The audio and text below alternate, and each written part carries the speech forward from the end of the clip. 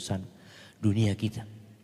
Wassalatu wassalamu ala sayyidil mursalin wa imamil muttaqin qaidil ghurril muhajjalin sayyidina wa maulana Muhammadin wa ala alihi wa ashabi ajma'in, amma ba'd. Ahibati fillah, sebelum kita melanjutkan membaca kitab Iqtida'ul Ilmil Amal, ana ingin memberikan contoh bagaimana para sahabat Nabi ketika dapat ilmu lalu diamalkan. Tidak menunggu dan menanti. Contoh, coba dibuka firman Allah di surat Ali Imran ayat 92. Surat Ali Imran ayat 92.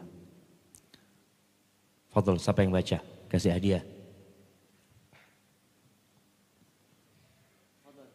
Nah, fadl, ini ada imam. Antum imam, antum walaupun di makmum belakang, bagian belakang tetap imam. Nah, ini kasihkan imam walaupun soft kedua. Sekalian sama hadiahnya. Loh, tunggu dulu. Belum, kalau banyak salahnya enggak kasih hadiah. Nah, tafadhal. A'udzubillahi minasyaitonirrajim. Lan tanalul birra hatta tunfiqu mimma tuhibbun wa ma tunfiqu min syai'in fa innallaha bihi alim. Kamu tidak akan memperoleh kebajikan sebelum kamu menginfakkan sebagian harta yang kamu cintai, dan apapun yang kamu infakkan tentang hal itu sungguh Allah Maha mengetahui. Masya Allah jemaah. Taib, hadiahnya dikasihkan jemaah. Karena imam kayaknya kasih ini, Ustaz. Supaya bacanya benar. Iya, enggak apa-apa. Nah. Oh, imam loh itu loh. Itu masalah imam kalau di soft kedua jemaah.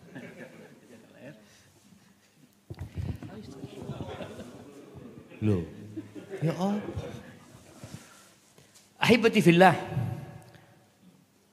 Ketika ayat ini turun.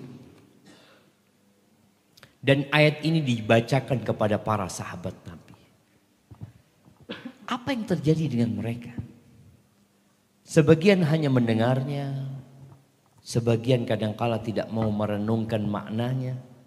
Sebagaimana terjadi dengan kita. Kita kadangkala baca Quran 30 juz hatam. Tapi tidak ada perubahan sikap di diri kita. Yang ada cuma target hatam. Itu ilmu loh. Quran ini semuanya ilmu. Maka sekali lagi ilmu itu dunia. Ketika diamalkan jadi akhirat. Orang hafal ini hafal itu urusan dunia. Maka usahakan tatkala kita baca Quran, selesai baca itu ada yang kita amalkan.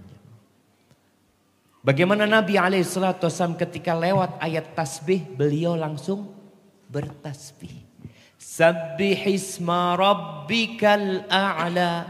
Beliau langsung mengatakan subhana rabbiyal a'la. Jadi benar-benar melaksanakan perintah Allah. Ketika disebutkan tentang neraka, langsung berdoa mohon perlindungan dari azab Allah Azza wa Jalla. Ayat ini menjelaskan tidak ada perintah. Tapi hanya penjelasan bahwa kalian tidak akan mencapai albir, tingkat kebajikan, sampai kalian menginfakkan sebagian yang kalian cintai. Kebanyakan kita itu menginfakkan yang sudah nggak layak. Emak-emak makanan sudah mau expired. Ini kayaknya bagikan aja, bagikan bismillah. Mumpung belum expired. Iya, sesuatu yang memang dia gak suka. Pakaian. Kayaknya, aduh udah kurang bagus ini. Sudah, bagikan. Sedangkan Allah menyebutkan kepada para sahabat ini. Kalian yang akan mencapai tingkat kebajikan itu sampai menginfakkan sebagian yang kalian cintai. Wa ma tunfiqu min syai'in. Apapun yang kalian infakkan. Mau baik, mau buruk, kalian cintai, tidak kalian cintai. Allah itu maha mengetahui. Ketika ayat ini turun, Anas bin Malik radhiyallahu anhu menceritakan tentang Abu Talha Apa hubungannya Abu Talha sama Anas? Bapak sambung. Ada bapak sambung. Suaminya ibunya Anas. Abu Talha. Kata Anas, karena Abu Talha akthar ansari bil Madinah malan. Abu Talha itu adalah salah satu dari orang Ansor yang paling banyak hartanya di Madinah. Wa kana ahabba amwali ilaihi biruha. Harta yang paling dicintai oleh Abu Talha itu kebun jamaah. Yang ada mata airnya di dalamnya. Jadi yang berangkat umroh itu kalau masuk dari pintu itu 20 ya. Yang paling akhir di bab Malik Fahad itu. Yang paling akhir. Di situ ada tanda jemaah. Yang menandakan itu dulu tempatnya kebunnya Abu Talha. Tempat airnya itu di situ. Dan Nabi SAW sering masuk ke sana minum dari airnya. Wa kanat mustaqbilatal masjid. Kebunnya itu di bagian depan masjid, bukan bagian kiblat, di bagian belakangnya. Wa kana Nabi SAW yadkhuluha wa yashrab min ma'in fiha tayyib. Nabi biasa masuk ke kebunnya SAW minum dari airnya. Airnya itu seger. Bagus kualitas air yang ada di kebunnya Abu Talha ini. Falamma nazalat, kata Anas, ketika turun ayat ini, maka Abu Talha menjumpai Nabi SAW. Apa kata beliau? Ya Rasulullah, innallaha yaqul. Dia menyebutkan, wahai Rasulullah, sesungguhnya Allah berfirman, lan tanalul birra hatta tunfiqu mimma tuhibbun wa inna ahabba amwali ilayya biruha. Sesungguhnya hartaku yang paling aku cintai itu biruha. Wa innaha sadaqatun lillah. Itu sedekah untuk Allah. Arju birraha wa dhukhruha indallah. Aku berharap kebaikannya, berkahnya, tabungannya di sisi Allah Azza wa Jalla. Fadha'ha ya Rasulullah haitsu arakallah. Engkau silahkan letakkan, mau dikasihkan siapa? Artinya Abu Talha kadang-kadang jamaah kan menyerahkan sesuatu kepada Ustadz. Ustadz, syufin Ustadz, anak punya tanah Ustadz, terserah Ustadz mau dibikin apa. Ini Abu Talha menyerahkan kepada Nabi SAW, terserah engkau ya Rasulullah, sesuai dengan petunjuk Allah untuk mau dibuat apa. Apa kata Nabi SAW? Bah, dzaka malun rabih, dzaka malun rabih. Itu harta yang sangat menguntungkan. Itu harta yang sangat menguntungkan. Waqad sami'tu wa ana ara an taj'alaha fil aqrabin. Dan aku sudah dengar apa yang kau katakan. Dan menurutku engkau bagikan itu untuk kerabat-kerabatmu. Lihat jemaah. Nabi memberikan arahan agar dibagikan kepada siapa? Kerabatnya. Maka tolong kita ini yang peduli sama orang lain, orang yang jauh, orang yang di luar pulau, kerabatnya tolong diperhatikan. Nabi memberikan arahan ke Abu Talha, kerabatmu yang paling berhak itu. Bagikan kepada mereka. Kemudian Abu Talha mengatakan, af'al ya Rasulullah, aku akan lakukan ya Rasulullah. Maka sama Abu Talha dibagikan kepada kerabatnya dan kepada sepupu-sepupunya. Ini jamaah yang antum dengar tentang perintah untuk silaturahim. Tolong setelah dari sini langsunglah antum perhatian sama mereka. Contoh, antum punya rizki. Gak harus memberikan kepada mereka yang banyak. Jamaah. Contoh tiap bulan. Antum punya rizki 50.000 untuk satu misanan. Belanjakan apa, kirimkan ke rumah mereka atau 100.000, bagikan ke sepupu-sepupu antum. Maka antum kalau dengar ilmu itu amalkan. Jangan cuma, Masya Allah, ana sudah pernah dengar ini. Ini yang keberapa kali dengar tapi tidak diamal. No. Taib, itu hadis diriwayatkan Imam Bukhari dan Muslim. Dan di dalam kitab Sahih Bukhari dan Sahih Muslim disebutkan bahwa Umar bin Khattab radhiyallahu ta'ala anhu berkata kepada Nabi SAW, lam usib ya Rasulullah, aku belum pernah punya harta yang lebih berharga buat aku lebih daripada sahamku yang ada di Khaybar. Fama ta'murni bihi. Menurutmu gimana? Apa yang aku harus lakukan? Itu harta yang paling aku cintai, yang paling berharga buat aku. Kata Nabi SAW, habisil asla wasabbil thamra. Engkau wakafkan. Wakafkan kebunnya, hasilnya yang dibagi-bagikan. Masya Allah. Kok bahasa Inggris? Baik, itu bagaimana Umar langsung menawarkan kepada Nabi alaihi salatu wassalam. Baik, ini kemudian Abdullah bin Umar. Kita tahu tadi Abu Talha, Umar, anaknya Umar bin Khattab radhiyallahu anhu. Abu Bakar Al-Bazzar meriwayatkan bahwa Abdullah bin Umar ini cerita cucunya Umar. Hamzah bin Abdullah bin Umar. Dia cerita tentang bapaknya Abdullah bin Umar bin Khattab. Kata dia, qala Abdullah hadaratni hadhil ayah. Hadir kepadaku ayat ini. Kadang-kadang kan lewat ya, terbetik di hati kita ya. Kita mungkin di masjid, ya sudah sering kita dengarkan ayat ini. Tapi suatu saat kita dengar, ya Allah ya. Apa sudah pernah aku menginfakkan harta yang paling aku cintai? Atau rata-rata yang aku berikan sesuatu yang memang ya tadi sudah expired. Ini kata Abdullah bin Umar ketika dia kebayang sama ayat lan tanalul birra hatta tunfiqu mimma tuhibbun. Fadzakartu ma a'tani Allah. Aku mengingat-ingat nikmat yang Allah berikan kepada aku. Diingat-ingat sama dia. Apa aja yang Allah berikan kepada aku. Falam ajid syai'an ahabba ilayya min jariyatin rumiyah. Aku lihat tidak ada yang aku lihat itu pemberian Allah yang lebih aku cintai daripada budak perempuan Romawi. Masya Allah, ayu-ayu orang Romawi. Ini belum menyebutkan, nggak ada. Aku melihat dia adalah harta yang Allah berikan kepada aku yang paling aku cintai. Fakultu hiya hurratun liwajhillah. Maka aku katakan budak itu bebas. Aku berharap wajah Allah Azza wa Jalla. Dia sampai mengatakannya dari cintanya dia kepada budak perempuan ini. Falau anni a'udu fi syai'in ja'altuhu lillah lanakahtuha. Kalau aku itu boleh balik kepada apa yang aku sudah berikan untuk Allah Azza wa Jalla, niscaya aku akan nikahi dia. Tapi karena dia sudah serahkan untuk Allah Azza wa Jalla, maka dia benar-benar bebaskan itu budak. Taib, kita lihat ini cerita orang-orang berharta. Ada cerita seorang yang gak punya harta.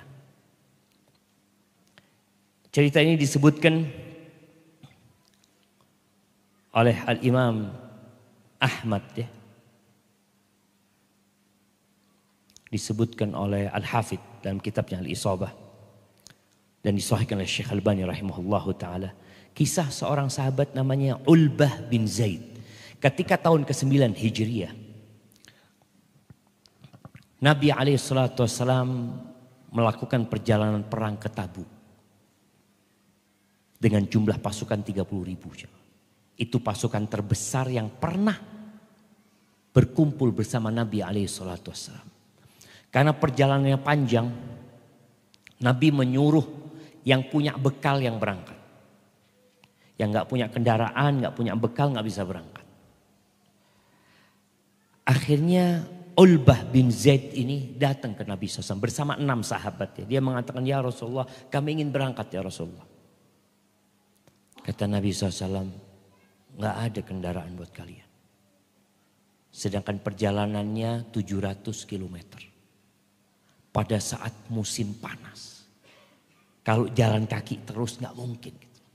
Kita juga mau perang. Akhirnya kata Ulbah bin Zaid. Dia nangis pulang setelah ditolak sama Nabi SAW. Di malam hari dia sholat. Fasalla min lailatihi masya Allah. Dia sholat. Sholat 2 rakaat. Sholat 2 rakaat. Kemudian dia nangis sholat lagi. Terus gak tahu berapa rakaat sholat dia. Selesai sholat, dia nangis lalu berkata, Allahumma, ya Allah, innaka qad amarta bil jihad. Ya Allah, sesungguhnya engkau sudah memerintahkan untuk berjihad di jalan Allah. Waraghabta fi, dan engkau memotivasi kita untuk berangkat jihad. Thumma lam taj'al indi ma ataqawwa bihi ma'a Rasulullah SAW. Kemudian engkau enggak ngasih apa-apa sama aku, ya Allah. Engkau enggak ngasih aku bekal yang dengannya aku bisa berangkat bersama Rasulullah SAW. Walam taj'al fi yadi Rasulullah SAW ma yahmiluni alaih. Engkau juga enggak ngasih Nabi SAW kendaraan yang dia bisa membawaku dengan kendaraan itu. Wa inni atasaddaqu ala kulli muslim. Maka sesungguhnya aku bersedekah untuk setiap muslim. Bayangkan ya, dia bersedekah untuk setiap muslim. Dengan apa? Bikulli madlamatin asabani biha. Dengan setiap kedoliman yang pernah dilakukan oleh orang kepada aku. Orang kalau mendolimin kan kita dapat pahalanya dia kan jemaah. Dia ini mensedekahkan. Semua kedoliman yang pernah dilakukan orang kepadaku, di hartaku, di tubuhku, di kehormatanku, aku sedekahkan kepada semua orang Islam. Subhanallah. Sudah. Subuh dia sholat di Masjid Nabawi. Ketika dia selesai sholat, Nabi SAW bertanya. Memang Nabi pada saat itu sedang menyuruh orang bersedekah. Antum kalau dengar cerita yang Umar bin Khattab bawa setengah hartanya, Abu Bakar membawa semua hartanya. Kejadian itu pas perang Tabuk, tahun ke-9 Hijriah. Di pagi harinya selesai sholat subuh, Nabi SAW bertanya, Ainal mutasaddiq? Mana yang bersedekah? Tadi malam mana yang bersedekah? Falyakum. Kata Nabi SAW, hendaklah dia berdiri. Tidak ada yang berdiri. Lalu Nabi tanya lagi. Ainal mutasaddiq? Mana yang bersedekah? Hendaklah dia berdiri. Akhirnya Ulbah ini lihat kanan kiri nggak ada yang berdiri. Ya. Dia akhirnya berdiri. Dia menyampaikan kepada Rasul SAW. Apa kata Nabi SAW? Abshir. Bergembiralah engkau. Fawalladhi nafsi biyadihi laqad kutibat fi zakatil mutaqabbalah. Bergembiralah engkau. Demi yang jiwaku berada di tangannya. Sedekahmu tadi malam sudah ditulis termasuk zakat yang diterima sama Allah. Tuh lihat jemaah. Mereka bukan orang yang mengumpulkan banyak ilmu. Tapi mereka berusaha ketika mendapatkan ilmu diamalkan. Kalau enggak ilmu itu akan numpuk jemaah. Bertumpuk lagi. Akhirnya antum malas ngamalkan. Namun apabila seorang hamba ketika dapat ilmu langsung diamalkan. Selesai. Akan mudah bagi dia mengamalkan ilmu tersebut. Barakallahu fiik. Kita lanjutkan. Pembahasan kitab Iqtida'ul Ilmi Al-Amal. Kita sampai ke halaman berapa jemaah? 32. Tadi halaman 31. Taib. Nah, ke halaman 32 di nomor 31 jemaah. Ini ucapan Malik bin Dinar ya. Rahimahullahu ta'ala, dia mengatakan, Innal abda idza talabal ilma lil amali kasarahu ilmuhu. Sesungguhnya seorang hamba apabila dia menuntut ilmu untuk diamalkan, maka ilmunya akan memecahkan diri dia. Yakni menjadikan dia orang yang tawadhu dan tidak sombong. Karena tujuan dia bukan untuk bertambah ilmunya. Tujuan dia untuk menambah amalnya. Makanya biasanya orang kalau banyak dalilnya, itu sering ngomong. Melihat orang masih panjang bajunya, neraka ini tempatnya. Kadang-kala dia punya dalil. Tapi tidak menyebabkan dia tawadhu. Karena ilmu itu tadi punya kesewenang-wenangan. Antum bertambah ilmunya, kadang-kadang antum jadi sombong. Maka coba lihat yang datang ke kajian itu. Ada yang hadir cuma untuk memperbanyak jumlah jamaah yang hadir. Hadir, sibuk dengan handphonenya kadang-kala. Nggak serius mendengarkan kajian. Ya cuma fisiknya yang hadir. Maka ketika antum hadir hanya untuk menambah wawasan, antum nggak akan tawadhu. Makanya kalau dilihat orang-orang yang sombong, itu biasanya memang dia belajar ilmu untuk menambah ilmu. Bukan untuk mengamalkan ilmu tersebut. Wa idza talabahu li ghairi dzalika izdada bihi fujuran aw fakhran. Kalau dia belajar bukan untuk mengamalkan apa yang dia pelajari, maka dia akan tambah sombong. Tambah jahat. Padahal sering datang kajian. Mungkin di sop pertama, mungkin bersama ustadz dia hadir juga. Tapi karena niatnya sudah salah, maka dia nggak jadi orang yang tawadhu. Jadi petenteng-petenteng dia. Karena bertambah ilmunya. Oh aku tambah ngerti sekarang. Lihat kawan yang belum paham, antum kemana aja nggak belajar. Wallah jemaah kadang-kadang seperti itu. Maka ini bicara niat. Tolong perbaiki niat antum. Taib. Di halaman 33. Di nomor 34 ya. An-Matar dia berkata khairul ilmi ma nafa. Sebaik-baiknya ilmu itu adalah yang bermanfaat. Terus yang bermanfaat seperti apa? Beliau mengatakan wa innama yanfa'ullahu bil ilmi man alimahu thumma amila bihi. Dan sesungguhnya Allah itu menjadikan orang mendapatkan manfaat dari ilmunya ketika dia berilmu kemudian dia amalkan ilmu tersebut. Wala yanfa'u bihi man alimahu thumma tarakahu. Enggak ada manfaat ilmu itu kalau setelah antum mengerti antum tinggalkan. Enggak ada gunanya.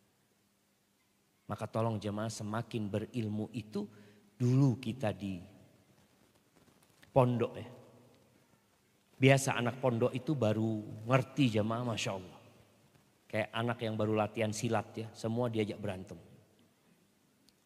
Ustadz kita dulu Masya Allah. Dia mengatakan anak-anak antum ngelihat padi. Padi itu kalau masih kosong tegak.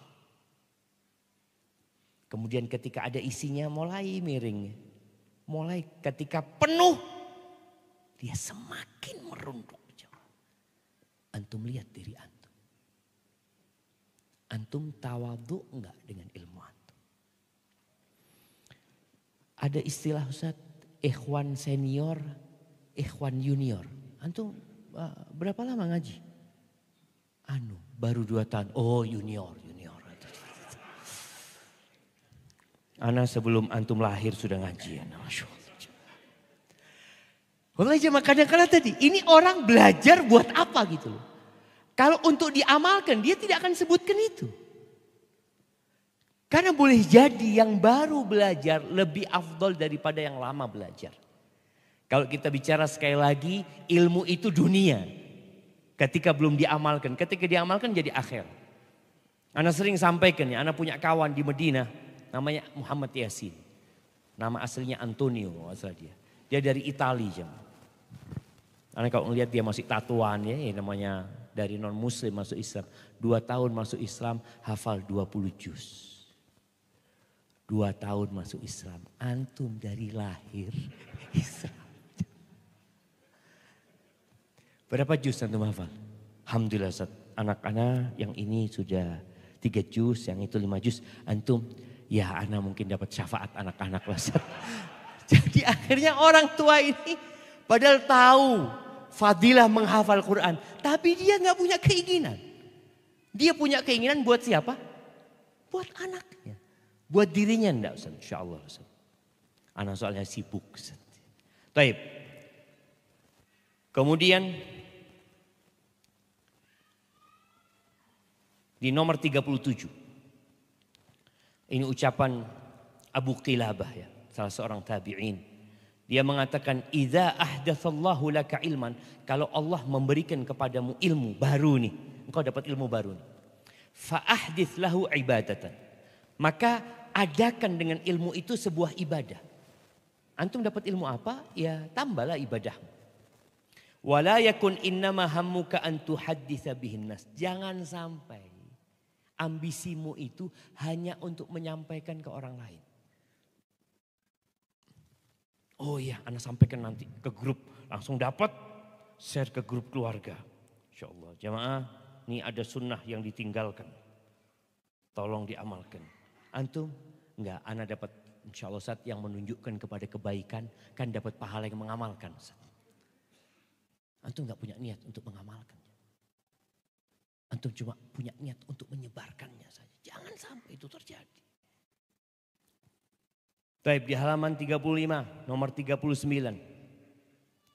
Bagaimana bedanya semangatnya para ulama dan semangatnya orang-orang bodoh. Ini ucapan Al-Hasan, yakni Hasan Al-Basri, seorang tabi'in rahimahullahu ta'ala. Himmatul ulama ar-ri'ayah.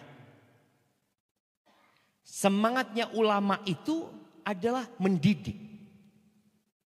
Mendidik, merawat. Kalau bicara mendidik, orang mendidik itu harus memberikan contoh. Makanya antum lihat seorang bapak yang mengatakan, nak ojo rokokan ya. Sambil dia pegang rokok, mengatakan, nak jangan rokokan. Penyakit ini rokok. Bapaknya pergi, kira-kira anak itu ngerokok enggak? Ngerokok cuma bapaknya pergi, diambil, dicoba sama dia. Oh enak ternyata. Para ulama itu himmahnya mendidik. Memberikan contoh kepada orang. Wa himmatus sufaha ar-riwayah. Semangatnya orang-orang bodoh itu cuma meriwayatkan.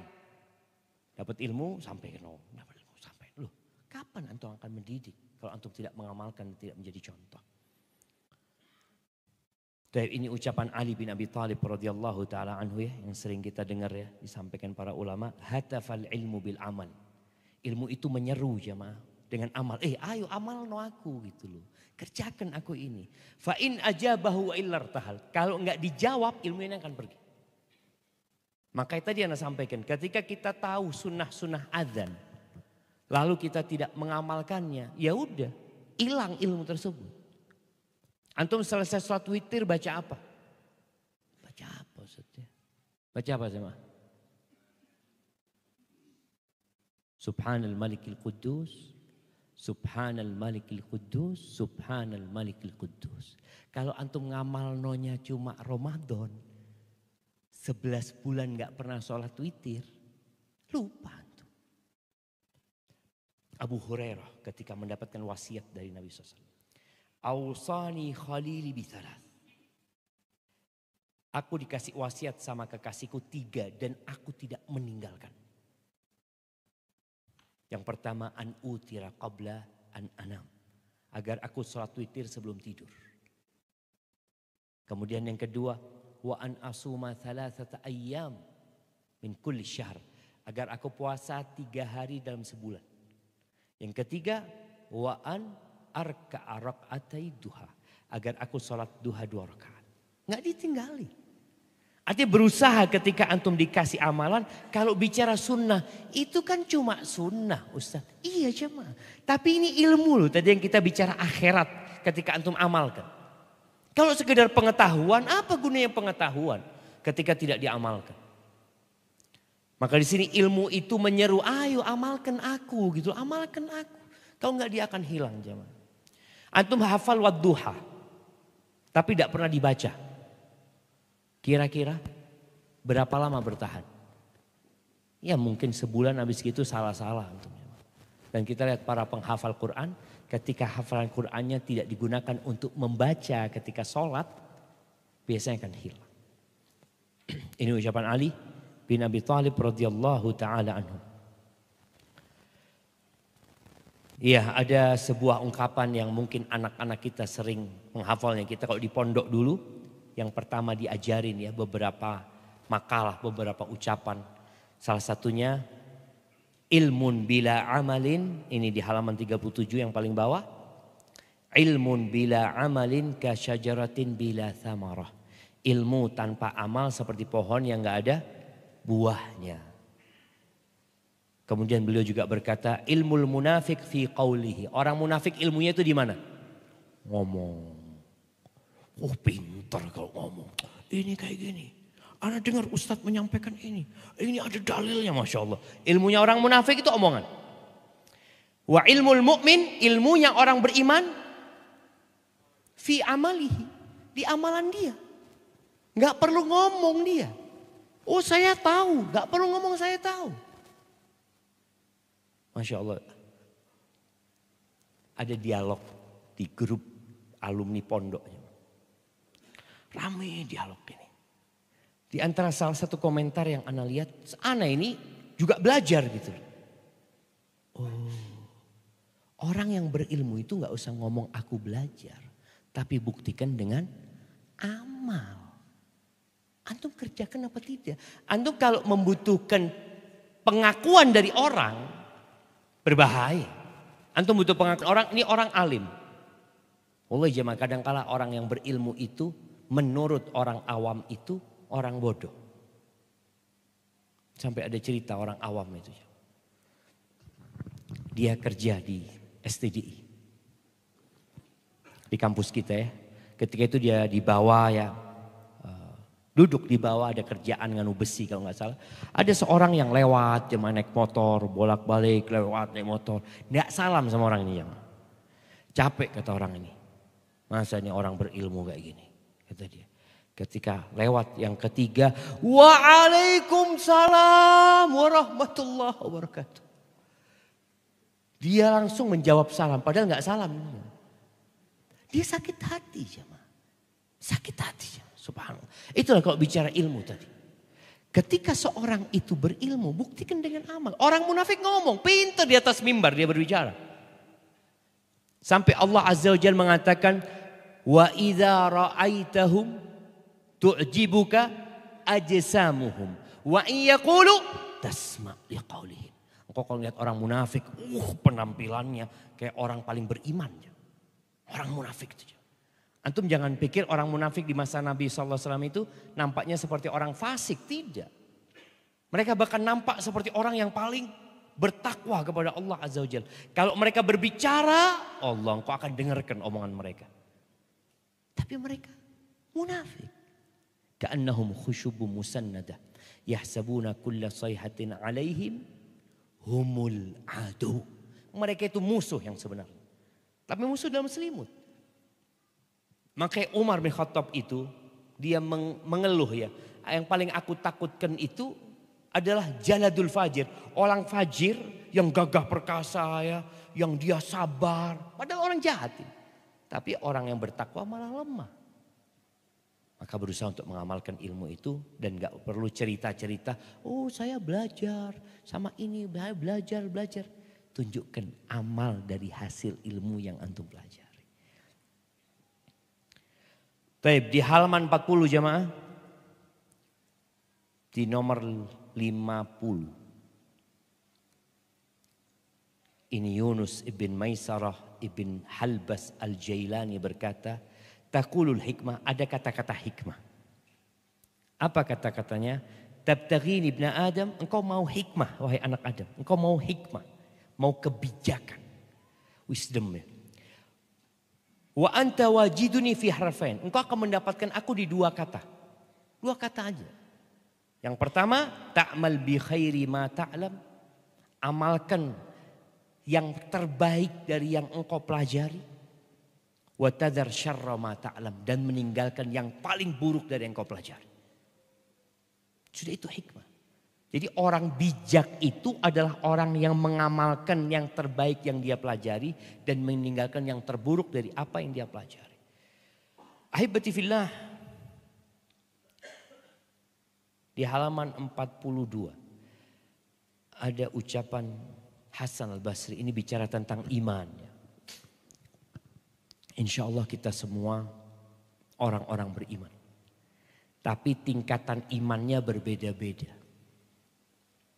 Allah ketika menyebutkan innamal mu'minuna alladzina idza dzukirallah wajilat qulubuhum.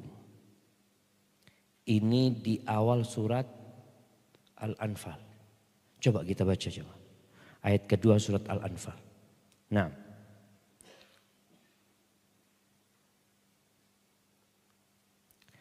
Ayat kedua sampai ayat keempat. Nah, Fadl, siapa yang mau baca? Gantian. Yang paling belakang. Nah, silakan mic-nya. Itu yang paling belakang nomor 2 sebelum terakhir. Ayat 2 sampai ayat 4. Surat Al-Anfal ayat 2 sampai ayat 4.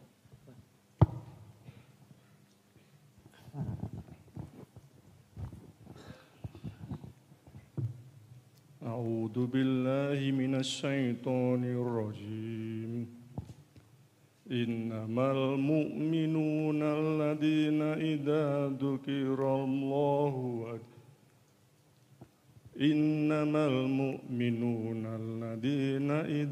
ذكر الله وجلت قلوبهم وإذا تليت عليهم آياته زادتهم إيمانا وعلى ربهم يتوكلون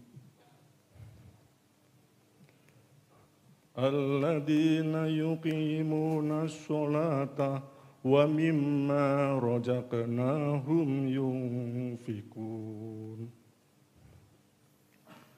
أولئك هم المؤمنون حقا لهم درجات عند ربهم ومغفرة ورزق كريم Sadaqallahul Adzim. Artinya. Nah, sesungguhnya orang-orang yang beriman adalah mereka yang apabila disebut nama Allah gemetar hatinya, dan apabila dibacakan ayat-ayatnya kepada mereka bertambah kuat imannya, dan hanya kepada Tuhan mereka bertawakal, yaitu orang-orang yang melaksanakan sholat dan yang menginfakkan sebagian dari rezeki yang kami berikan kepada mereka. Mereka itulah orang-orang yang benar-benar beriman. Mereka akan memperoleh derajat tinggi di sisi Tuhannya dan ampunan serta rezeki nikmat yang mulia. Masya Allah, barakallahu fiik. Kita sudah sampai sini enggak ya, Ma? Kasihkan hadiahnya. Kita sampai tingkatan mukmin yang kalau disebut nama Allah bergetar, kalau dibacakan ayat-ayat Allah bertambah imannya, bertawakal kepada Allah. Sampai sana belum? Mungkin sebagian ada yang sampai di sana. Ada yang ketika membaca Al-Quran dapat meneteskan air mata. Bergetar hatinya takut sama Allah Azza wa Jalla. Mereka mendirikan sholat. Mereka menginfakkan dari apa yang Allah rizkikan. Mereka lah orang mukmin yang sebenarnya. Hasan al-Basri, kembali kepada kitab yang kita baca. Hasan al-Basri mengatakan, Laisal iman bittahalli wala bittamanni. Iman itu bukan dengan gaya-gayaan. Bukan dengan perhiasan yang kita pakai, bukan dengan pakaian, tidak pula dengan angan-angan. Jadi jangan dipikir orang beriman tuh, oh kalau bajunya bagus ada orang beriman. Laisal iman dengan seperti itu. Bukan untuk gaya-gayaan, bukan untuk status yang dibuat. Walakin ma waqara fil qulub wa saddaqathul a'mal. Tapi iman itu adalah sesuatu yang mengakar di dalam hati dan dibuktikan dengan amalan. Oleh karena itu kalau kita lihat Allah Azza wa Jalla tidak melihat kepada rupa kalian, kepada harta kalian. Yang dilihat apa? Hati dan amal. Makanya kadang-kadang kita ketemu orang-orang yang gak sholat. Jemaah. Kita ajak sholat. Ustaz, walaupun anda gak sholat tapi hati anda bersih Ustaz. Kok iso? Iya jemaah. Anda ini baik sama orang. Anda suka bantu orang lain. Dia berpikir bahwasanya kebaikan itu ya kebaikan kepada orang lain. Enggak, kau laksanakan perintah Allah dulu. Maka di sini bukti iman itu nggak kelihatan sampai diamalkan. Ketika seorang datang ke masjid di waktu yang sulit, waktu isya dan subuh, dingin, makanya orang beriman dibuktikan dengan amalan dia. Kenapa? Orang munafik berat mau sholat isya sama subuh di masjid. Mereka sholat orang munafik itu. Sholat enggak orang munafik ya? Tapi kalau sholat males-malesan. Baik, beliau mengatakan wasaddaqatul a'mal man qala hasanan wa amila ghaira salih. Barang siapa yang ucapannya manis tapi amalannya enggak soleh. Raddahullah ala qawlihi. Maka akan dikembalikan kepada ucapannya. Artinya kau orang gak benar gitu. Karena buktinya amal antum itu. Wa man qala hasanan wa amila salihan. Barang siapa yang berkata baik. Manis omongnya. Dan beramal soleh. Maka amal itu akan mengangkat derajat dia. Wa dzalika bi anna Allah ta'ala yaqul. Karena Allah berfirman. Ilaihi yas'adul kalimut thayyib wal amalus salihu yarfa'uhu. Kepada Allah lah naik kata-kata yang baik dan amal soleh itu mengangkat dia jamaah. Maka tolong ucapan kita diperhatikan kemudian buktikan dengan amal perbuatan kita. Taib ahibati fillah. Di sini ada ucapan yang dinisbatkan kepada Nabi Isa alaihissalam. Ini cerita dari Bani Israel ya. Ucapan dinisbatkan kepada Nabi Isa alaihissalam bahwa Nabi Isa mengatakan ila mata tasifuna tariq ila dalijin. Sampai kapan engkau mau bekerja cuma ngasih tahu orang lewat. Oh lewat sana jalannya, jalannya ke sana. Oh lurus belok kanan. Sampai kapan kalian itu hanya menjadi penunjuk jalan? Wa antum muqimuna ma'al mutahayyirin. Antum tetap di tempat bersama orang-orang yang bingung. Tapi antum nunjukin orang. Innama yubtagha minal ilmil qalil wa minal amal katsir. Sebenarnya yang dibutuhkan dari ilmu itu sedikit. Amalnya yang banyak. Itu yang diharapkan jemaah. Baik, kita akan masuk ke pembahasan baru jemaah. Kalau itu pembahasan tentang bagaimana kita dianjurkan untuk mengamalkan ilmu yang kita pelajarin. Di halaman 46 itu bab tentang hukuman yang keras atau ancaman yang keras buat orang yang meninggalkan amal dengan ilmu dia. Dan dia malah menyelisihi apa yang dia pelajari yang seharusnya diamalkan. Ada sebuah hadis di halaman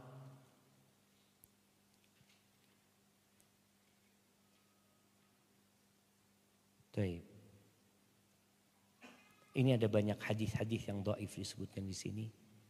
Ana akan bawa antum ke hadis yang sahih di halaman 52 aja. Di halaman 52 ini hadis riwayatkan oleh Imam Bukhari dan Muslim ya. Di mana Nabi alaihissalatu wassalam mengatakan yu'ta birrajuli yaumal qiyamah fayulqa finnar. Akan didatangkan seorang laki-laki pada hari kiamat kemudian dilemparkan ke dalam api neraka. Fatandaliku aktabuhu. Ketika jatuh ususnya terburai keluar.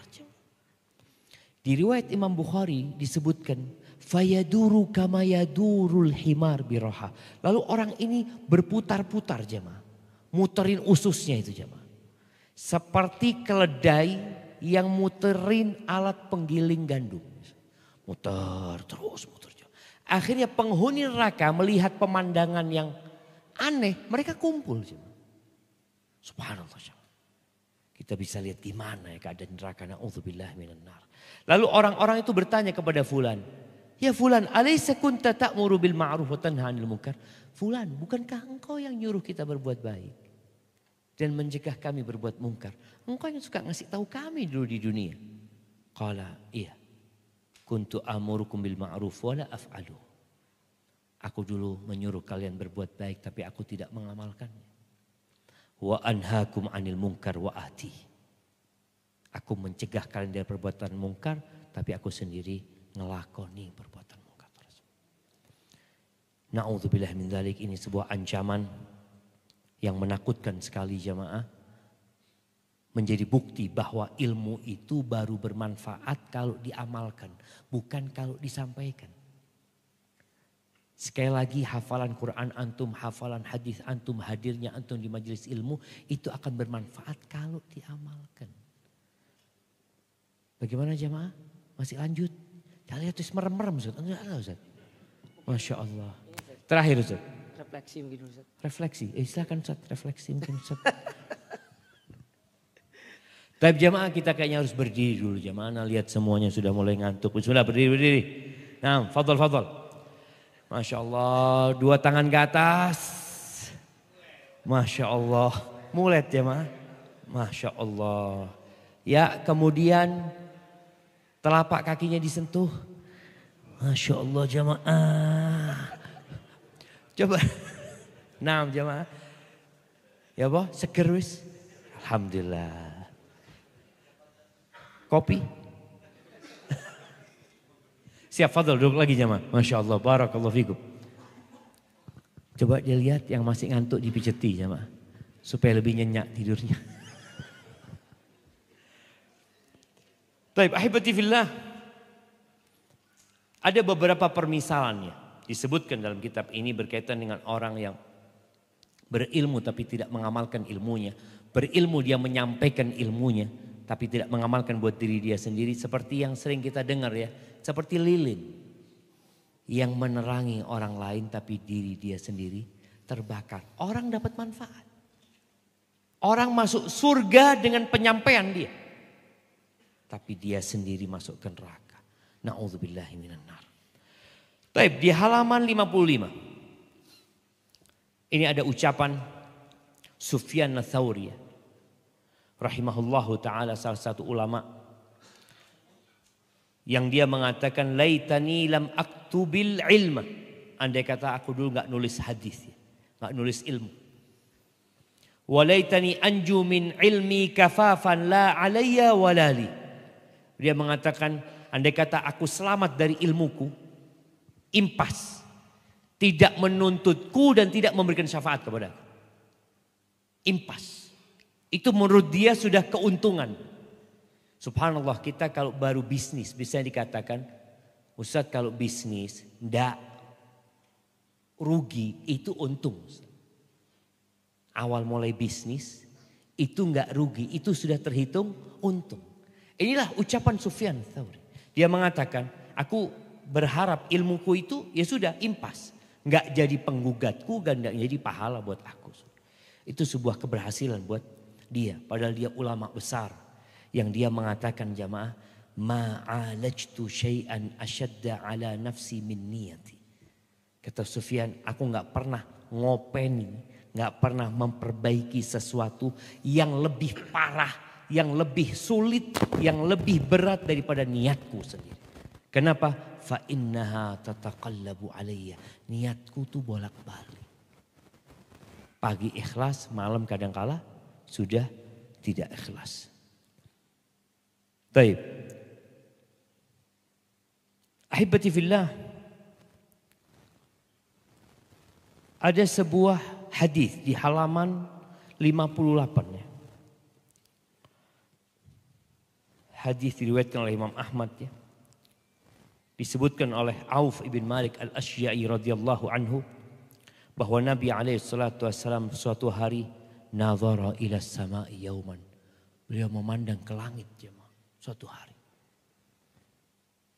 Faqala, lalu beliau mengatakan, hadza awanu yurfa'ul ilmu. Ini waktunya ilmu diangkat. Lalu ada seorang sahabat dari kalangan Ansor yang bertanya kepada Nabi SAW. Namanya Ziyad bin Labid. Dia mengatakan, ya Rasulullah, Yurfa'ul ilmu wa qad uthbita wa wa'atul qulub. Ya Rasul, gimana ilmu itu diangkat, gimana ilmu itu dicabut. Sedangkan ilmu itu sudah dipahami dan sudah diserap oleh hatinya manusia. Faqala Rasulullah SAW. Inni in kuntu la ahsibuka min afqahi ahli Madinah. Aku mengira engkau itu termasuk orang yang paling ngerti dari penduduk Madinah ini.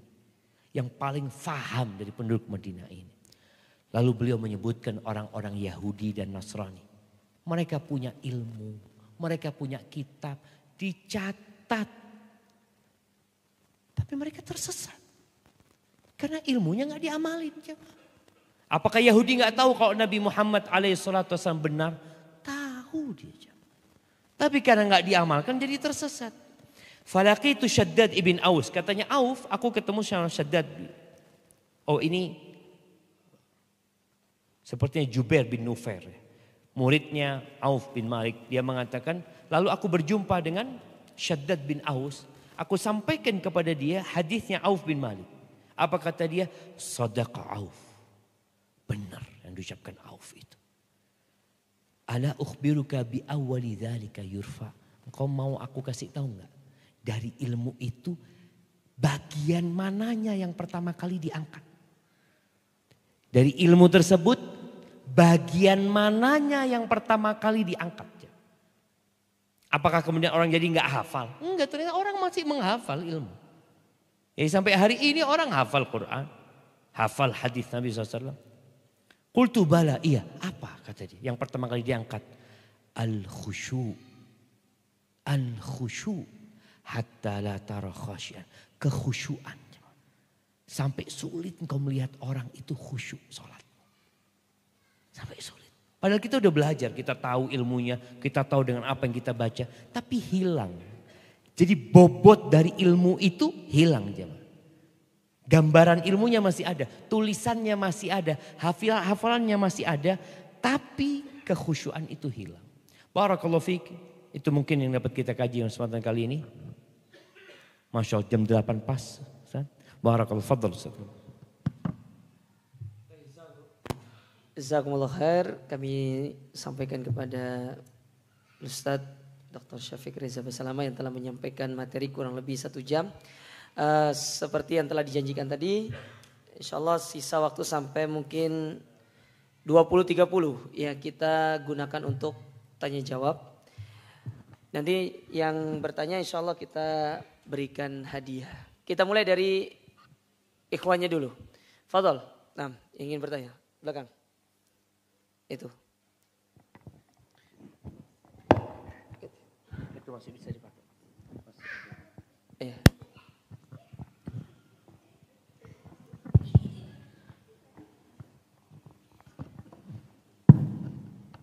Assalamualaikum warahmatullahi wabarakatuh, Ustaz.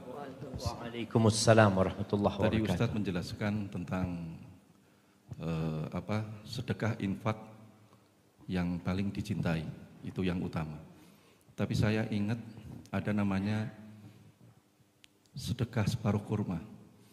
Nah, pertanyaannya lebih mulia mana atau lebih besar mana? Sedekah dengan yang kita cintai atau sedekah dengan sesuatu yang sangat kita butuhkan? Itu tadi. Ya. Masya Allah, barakallahu fiik. Iya, berkaitan dengan Nabi SAW ketika beliau menyebutkan tentang sedekah dengan setengah butir kurma. Beliau itu menyebutkan banyak hal. Tentang harta, tentang ucapan kebaikan. Lalu beliau menyebutkan walau bisyiqqi tamrah, walaupun dengan setengah butir kurma. Artinya ketika engkau nggak punya apa-apa, engkau hanya punya 1 buah kurma, ya sudah sodakohkan setengahnya kasihkan orang lain. Karena ada orang berpikir sodakoh nunggu kaya. Kalau saya banyak hartanya saya baru sodakoh. Enggak, engkau bisa bersodakoh ketika engkau miskin. Bahkan dengan sesuatu yang mungkin remeh. Kalau sekarang kita ada permen ya, fadhol kasihkan. Hanya itu yang kita miliki. Makanya berkaitan kalau bicara mana yang lebih afdol. Bersedekah dengan sesuatu yang kita butuhkan. Atau bersedekah dengan sesuatu yang kita cintai. Biasanya tatkala sesuatu itu kita butuhkan, kita akan mencintainya. Karena kita nggak punya lainnya. Bahkan boleh jadi, ya cuma ini yang aku miliki. Hanya Nabi alaihissalatu wassalam pernah menyebutkan, sabaqa dinarun atau sabaqa dirhamun mi'ata dinar. Sedekah 1 dirham itu bisa mengalahkan sedekah 100 dinar. Karena ternyata jamaah, perhitungan pada hari kiamat itu persentase. Bukan bicara jumlah, tapi persentase. Sahabat heran radhiyallahu anhum, kok bisa 1 dirham mengalahkan 100 dinar? 100 dinar ini, kenapa Ustaz? Mau ditukar Ustaz? Kenapa ditukar? Oh dengung, Masya Allah. Masya Allah. Sahabat itu heran. Kok bisa 1 dirham itu 1/10 dinar? 1/10 dinar. Kok bisa mengalahkan 100 dinar? Jadi 1 mengalahkan 1000. Hitungan. Kata Nabi SAW, hadza rajulun, itu orang cuma punya 2 dirham. 2 dirham. Dia sodakokan 1, berarti tinggal 1. Dia mensodakokan setengah hartanya.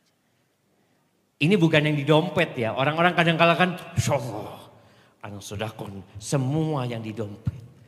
Yang di dompet orang sana nggak bawa fulus memang. Jangan.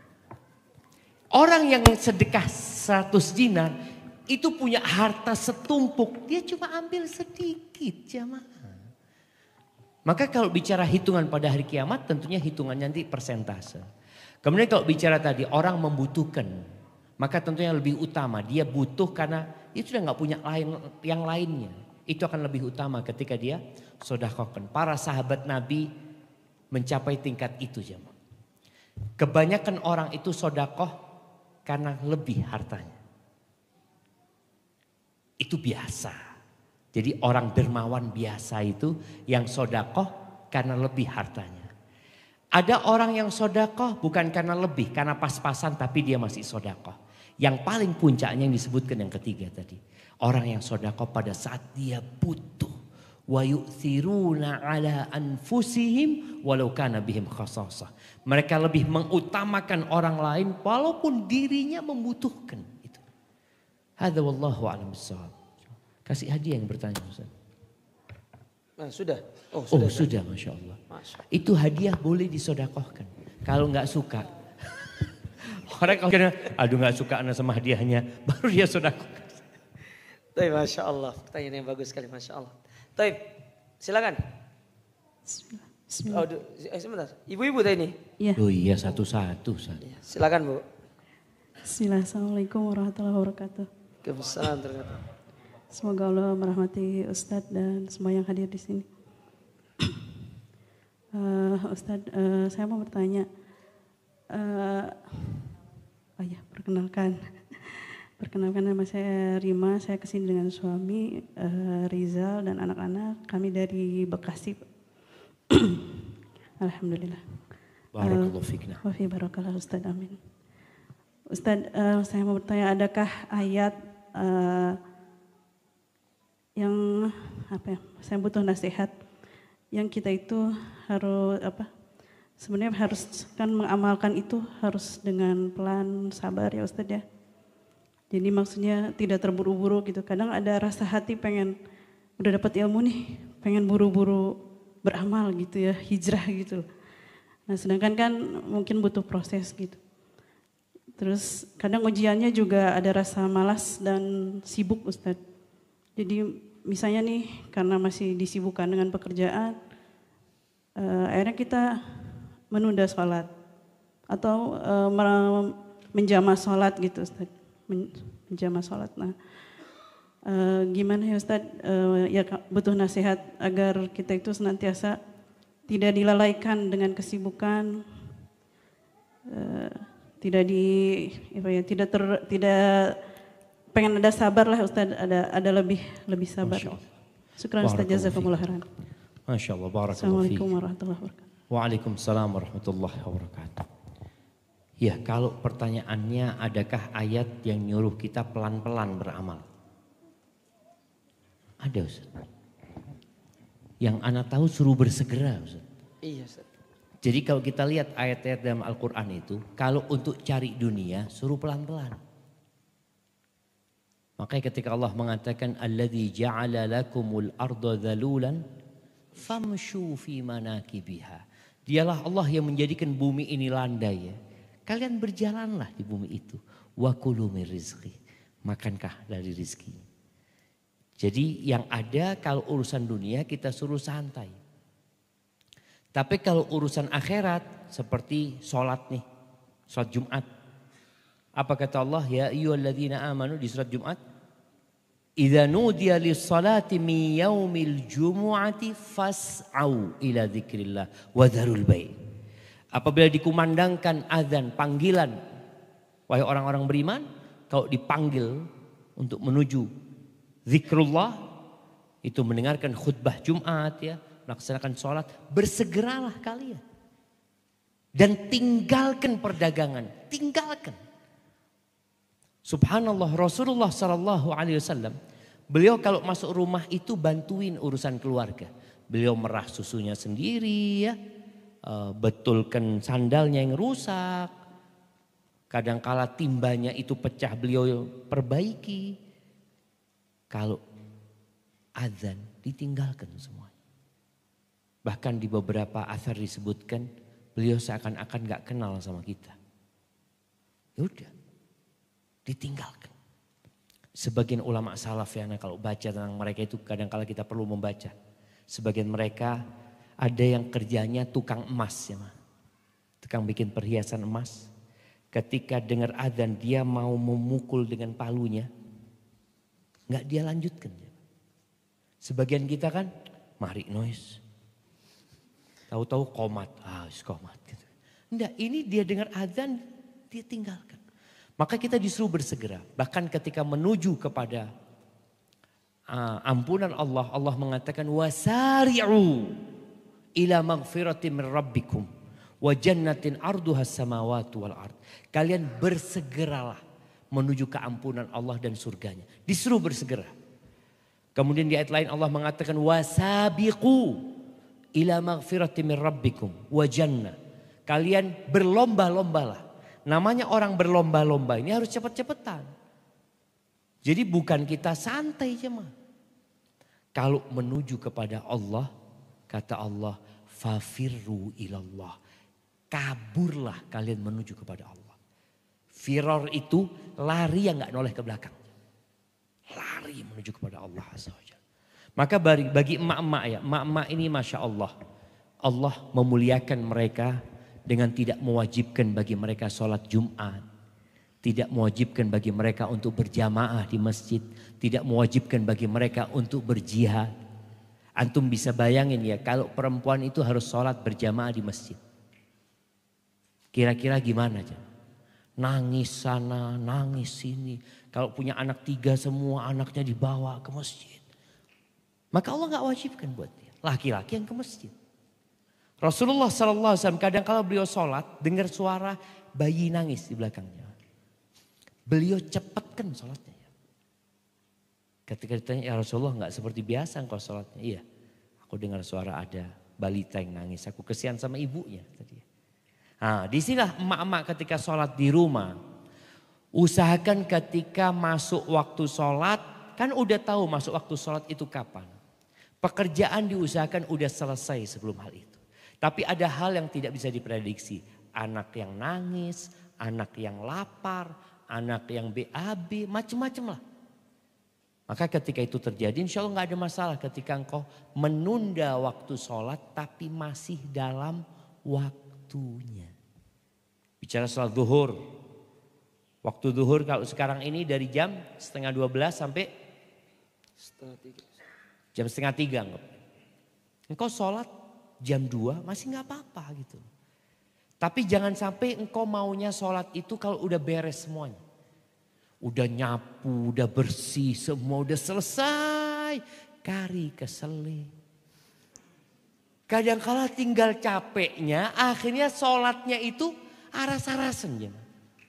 Yang biasanya baca wadduha, kan katanya baca Al-Fatihah aja boleh kata Ustaz. Baca Al-Fatihah. Kenapa? Karena engkau disibukkan dengan urusan dunia tadi.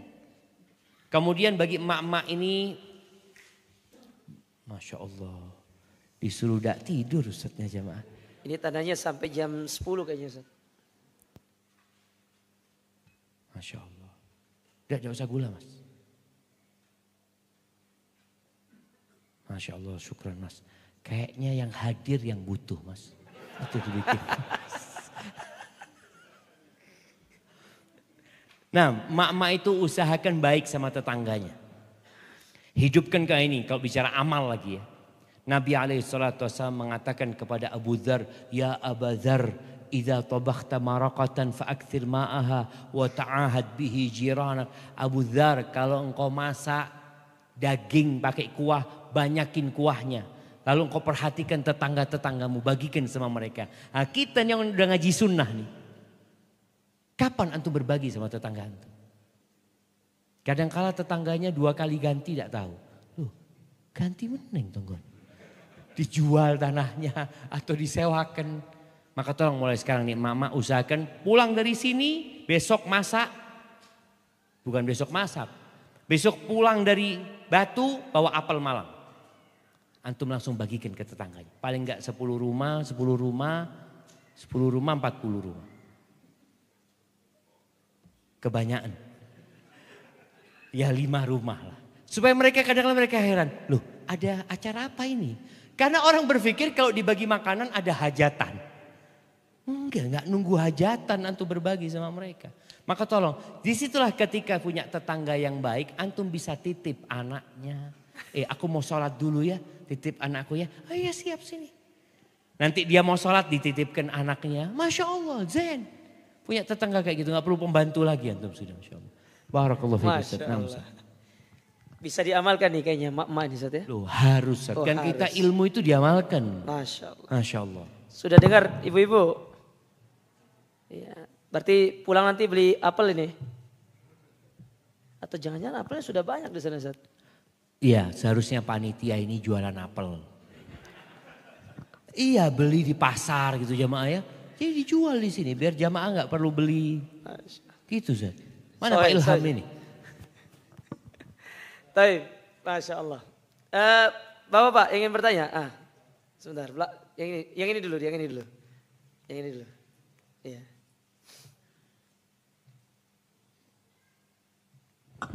Masya Allah ada pembagian kopi jazakallah khair.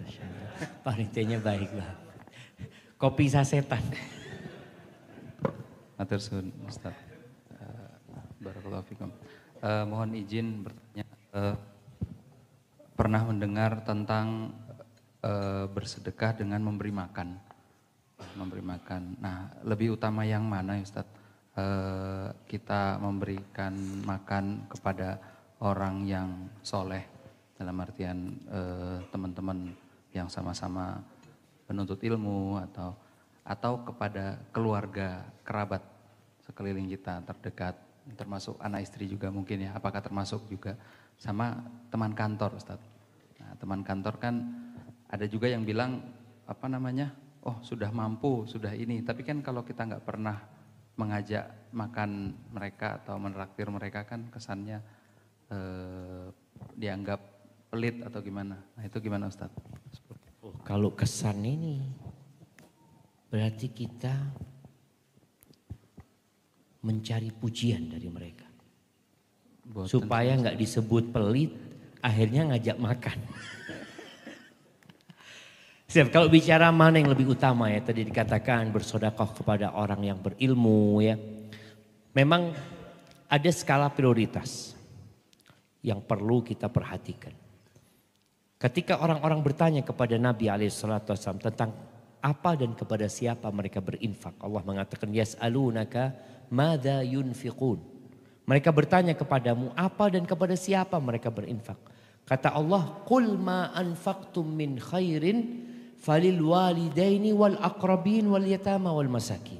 Kata Allah, katakan kepada mereka, harta lebih yang kalian miliki, yang kalian infakkan itu, hendaklah yang pertama mendapatkan kedua orang tua, lalu kerabat, lalu orang miskin, anak yatim ya. Seperti itu yang kita bagikan kepada mereka.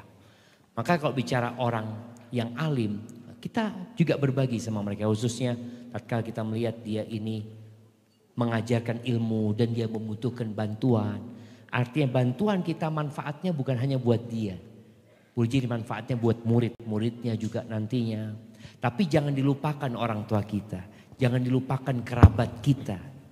Kadang-kala masalahnya kalau harta kita cuma sedikit, ini mana yang mau lebih diutamakan? Nabi SAW menyebutkan, kalau engkau berikan kepada dirimu, kalau engkau butuh, ya dirimu dulu. Cukupi dirimu. Supaya engkau gak jadi benalu di masyarakat. Gak jadi ngerepotin orang. Ada orang sodako, besoknya dia minta-minta. Loh jangan. Maka sodakokan kepada dirimu, artinya nafkahkan kepada dirimu. Kalau sudah, kepada keluargamu. Kalau sudah keluarganya, ini kepada kerabat nantinya. Kemudian tetangga-tetangga kita diperhatikan mereka. Kalau bicara teman di kantor, niatkan tatkala berbagi sama mereka itu untuk menumbuhkan cinta dan kasih sayang. Nabi SAW menyebutkan tahadu tahabu. Kalian saling berbagilah hadiah. Kalian akan saling mencintai. Karena dia orang, teman-teman kantor kan sudah punya duit semua, bukan orang miskin gitu. Tapi bagaimana kita menjaga hubungan baik, menumbuhkan cinta dan kasih sayang, menunjukkan kepada dia indahnya orang yang belajar sunnah. Orang kalau belajar sunnah itu jadi peduli sama orang lain gitu.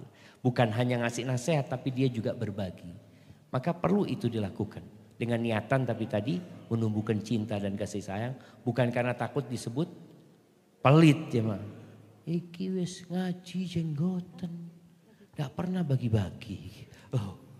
Tapi memang ada seorang kawan dia cerita. Ustaz, ana sebenarnya gak pengen ngasih Ustaz, sama satu orang. Ustaz. Ini orang minta-minta terus. Tapi ana ngasih dia supaya dakwah ini selamat. Sekedar untuk menyelamatkan dakwah. Karena jangan sampai dakwah itu dicela gara-gara orang yang gak ngerti kayak gini. Kan dia pikir kayak ada orang ngamen ini itu ya. Kita kan gak mau ngasih kan. Tapi boleh jadi nanti dakwah yang tercoreng. Karena orang ini akan ngomong kemana-mana. Bosnya fulan ini ya Allah wis ngaji tidak pernah berbagi sama orang miskin. Padahal anak orang yang gak mampu. Umpamanya seperti itu. Hadza wallahu a'lam bissawab. Nah, Ustaz. Kasih hadiah. Oh sudah saya. Masya Allah. Masya Allah. Baik. Ibu-ibu silakan. Ya, Assalamualaikum Ustadz. Semoga Allah merahmati Ustadz semua. Waalaikumsalam warahmatullahi wabarakatuh. Kita semua amin. Tadi belum kenalan, semuanya harus kenalan ya. Supaya tahu. Diulang lagi Ustaz? Iya nanti diulangi. Oh yes. Kalau enggak hadiahnya diambil lagi Ustaz.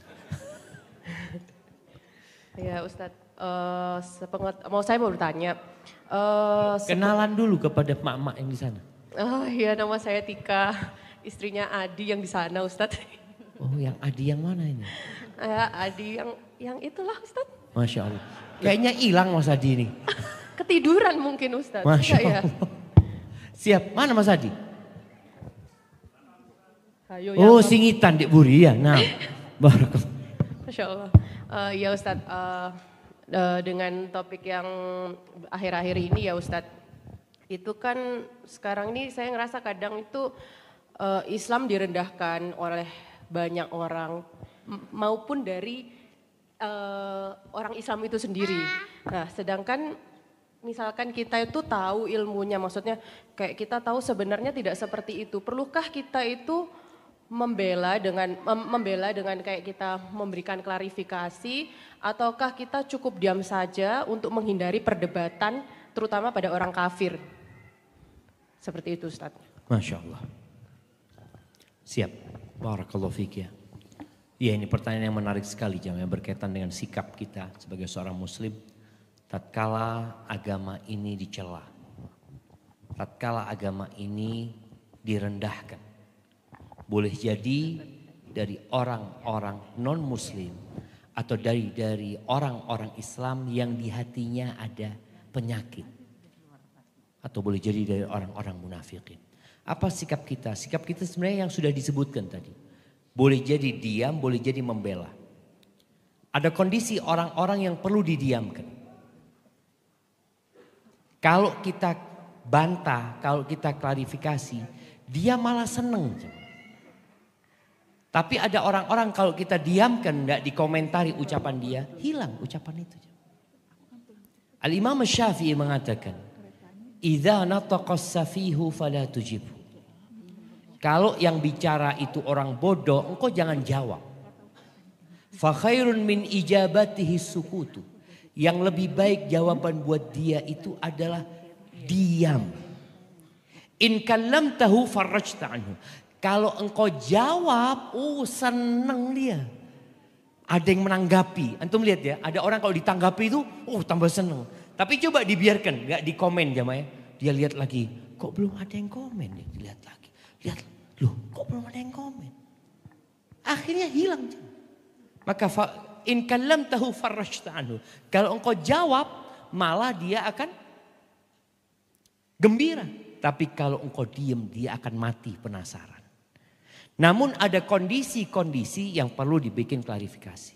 Tapi tak kala membikin klarifikasi, bikin klarifikasi nggak perlu debat. Artinya kita sudah menyampaikan kepada mereka bahwa yang engkau katakan tentang Islam itu tidak benar. Ini loh dalilnya, qala Allah seperti ini, qala Rasul seperti ini. Selesai sallallahu alaihi wasallam. Jangan nanti diikutin lagi, nanti dia datangkan ucapan fulan. Sudah gak perlu. Di sini engkau sudah memberikan klarifikasi. Boleh jadi klarifikasi itu bermanfaat buat orang yang baca komen dia. Kalau buat dia mungkin gak bermanfaat karena dia memang sudah gak ingin kebenaran. Tapi boleh jadi yang membaca itu jadi faham, oh ternyata betul. Dan bicara Islamfobia ini jamaah, ya ini menjadi penyakit ya buat orang-orang yang imannya lemah. Yang dia memandang bahwasanya ajaran Islam sudah enggak relevan lagi untuk dipraktekkan dalam kehidupan ini. Maka tugas kita tadi, ya sekali lagi bukan hanya ngomong, tapi kita tunjukkan Islam itu indah. Salah satunya kita berbagi sama orang, kita tunjukkan keindahan Islam itu. Dan berdoa, Allahumma a'izzal Islam wal muslimin. Minta sama Allah, ya Allah muliakan Islam ini dan orang-orang Islam. Hadza wallahu a'lam bissawab. Nah. Baik, tadi yang belum kenalan, kasih mic-nya lagi.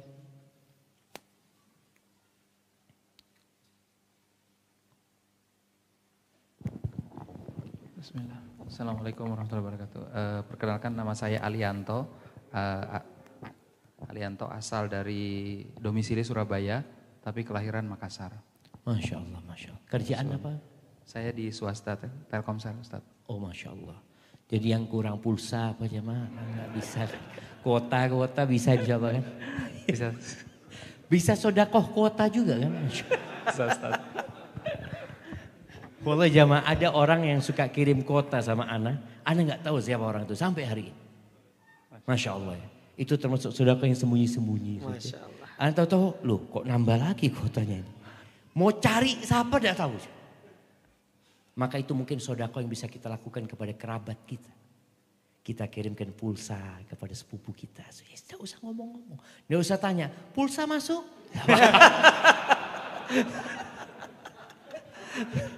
Iya, jadi kadang-kadang tadi nggak perlu. Tapi kalau kita ingin menjalin hubungan supaya tahu Ana yang ngirim, tapi bukan untuk dia nggak apa-apa ya. Ana mau bagi-bagi pulsa nih buat sepupu-sepupu nih umpamanya. Untuk menjalin rahim itu nggak ada masalah. Tapi kalau kita mau sedekah sembunyi-sembunyi, ya lebih utama lagi. Barakallahu fikum. Ya ditunggu pulsanya. Masya Allah. Moga yang cari pulsa sama beliau boleh. Nah. Yang mau bertanya, ya belakang. Fadal. Sambil yang tadi tanya belum kenalan di situ kasihkan ke beliau dulu yang dapat hadiah. Oh iya, nah. itu. Ini coba kita lihat beliau punya apa jemaah. Nama saya Anang. Dari masa mana? Sekolah di Malang. Sekarang tinggal di Cibubur, Jakarta. Masya Allah. Ya. Kerjaan Bapak? Wirausaha, konsultan. Oh konsultan. Ya. Ya, kalau mau konseling sama beliau. Ya. Konsultan apa ini? Bangunan. Oh alhamdulillah, siap nanti kita bisa telepon Bapak. Kalau bangun STDI kan. Oh Masya Allah. Nah, ya mic-nya bisa dibagikan kepada. Jazakumullah khairan. Assalamualaikum warahmatullahi wabarakatuh. Waalaikumsalam. Waalaikumsalam warahmatullahi wabarakatuh. Perkenalkan, saya Mulyadi dari Python Probolinggo. Masya Allah. Ini terkait dengan... Oh kerjaannya apa? Oh, di PLTU, Pak. Oh, kalau yang mati-mati listrik ya bisa minta dihidupkan. Token, isi token ya.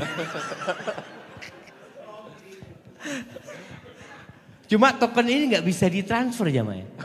Harus dimasukkan. Oh kan transfer nomornya saat? Ya tahu kok kita kirim nomornya Ustaz sama dia Ustaz. Gitu. Kan mau sedekah sembunyi-sembunyi nih Ustaz. Nah, tafadhal Mas. Ya, makasih Tat. Ini terkait dengan menuntut ilmu di tempat yang tepat dan orang yang tepat. Nah, kita sering mendengar dari para asatid bahwa jangan lihat siapa yang berbicara atau yang menyampaikan, tapi apa yang disampaikan. Ini kalau di tempat kami agak sedikit menjadi dilema karena agak sulit untuk mendapatkan ilmu yang memang benar-benar murni dari Rasulullah SAW.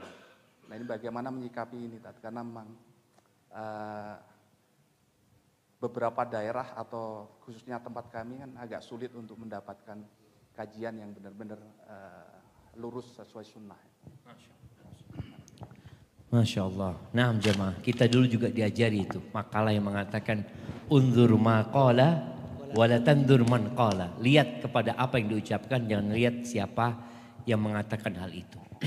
Kalau itu sebuah kebenaran, kita wajib menerima kebenaran dari siapapun sebenarnya. Tapi kita tahu itu benar atau tidak dari mana? Karena kita sebagai penuntut ilmu seperti gelas kosong gitu loh. Kadang-kadang ada yang menyampaikan, sudah antum ambil baiknya, buang buruknya. Lo ana ini murid tak tahu yang baik sama yang buruk. Kalau sama-sama ustadz mungkin dia tahu.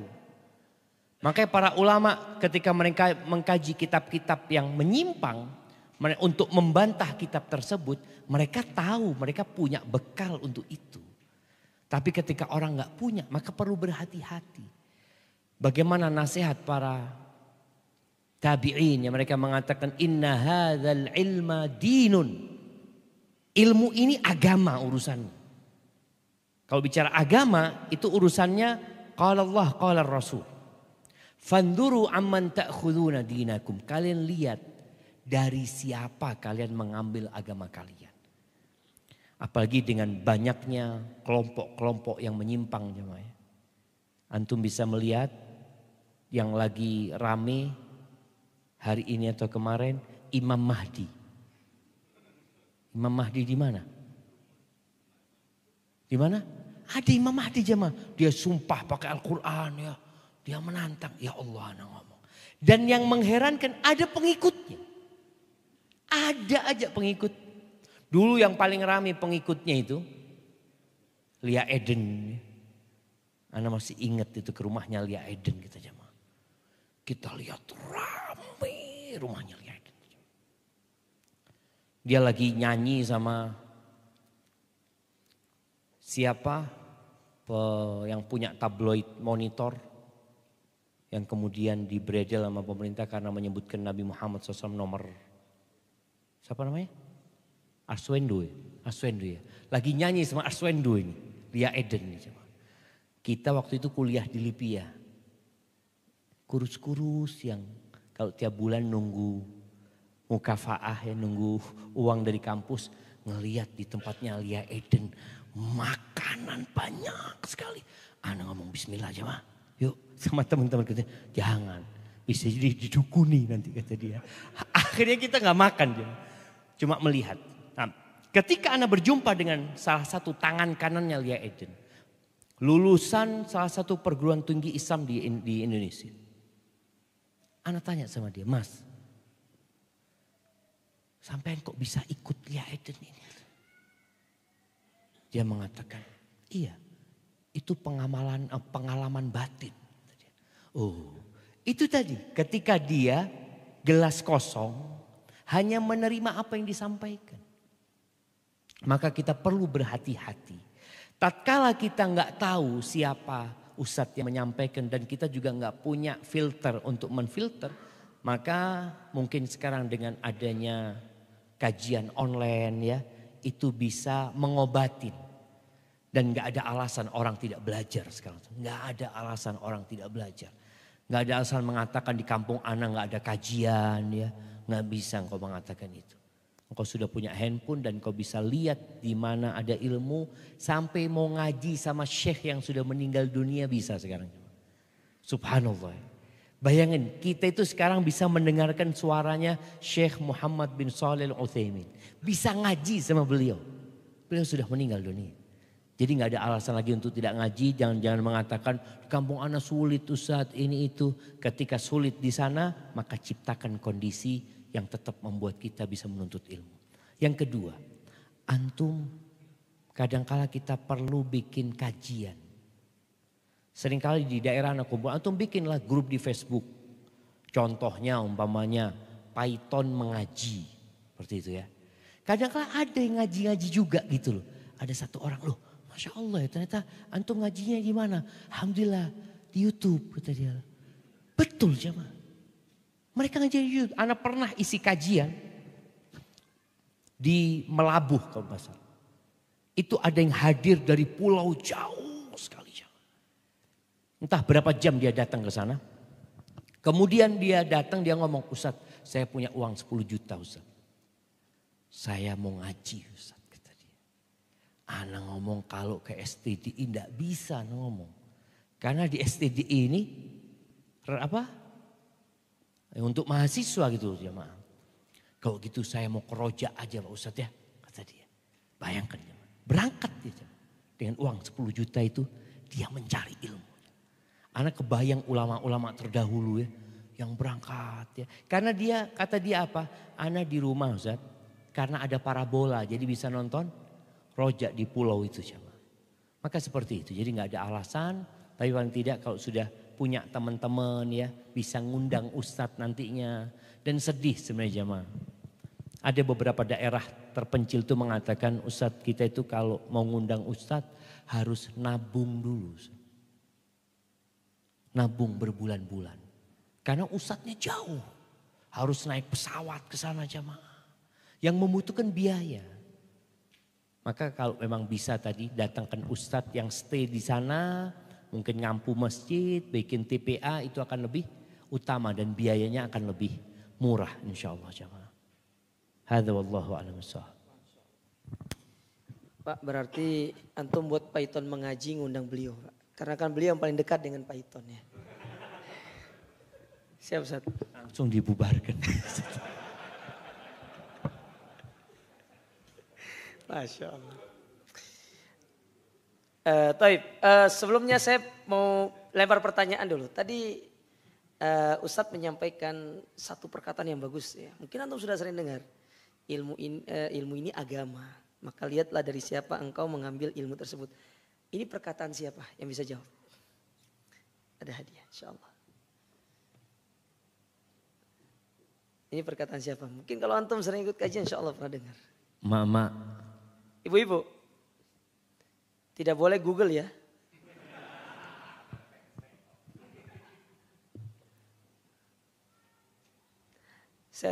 Anak husnudonnya tawadu. Atau mungkin sudah ngantuk. Jadi mereka semakin tinggi ilmunya, semakin merunduk. Jadi semakin malam ini kan, tadi waktu awal kajian masih ilmunya masih sedikit Ustaz. Jadi tambah banyak diisi, tambah banyak terus nunduk. Berarti isyarat itu Ustaz ya. Masya Allah. Taib. Nah silakan ibu-ibu pertanyaan lagi. Ada? Ada atau tidak? Ada Ustaz.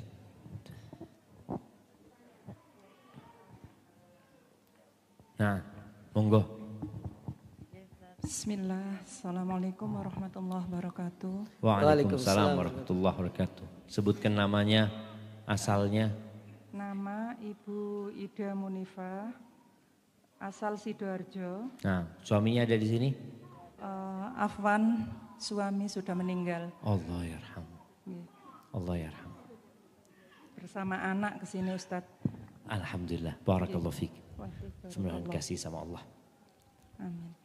Nggih, Ustadz berkenaan dengan rasa khusyuk yang telah dicabut dari dada-dada. Pertanyaan ternyata Ustaz. Loh, katanya bukan jawaban. Oh, pertanyaan Ustaz. Oh, pertanyaan. Ya, ada apa-apa Ibu? Masya Allah. Nah, silahkan Ustadz Gema ini minta jawaban.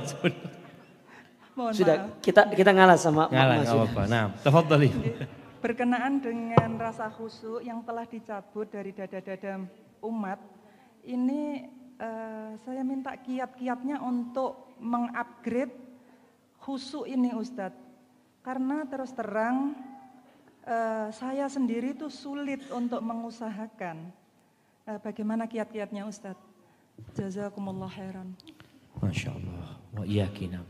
Kayaknya Ibu sama kita semua ini. Menghadapi masalah yang sama. Kalau bicara khusyuk tadi yang dicabut adalah khusyuk ya.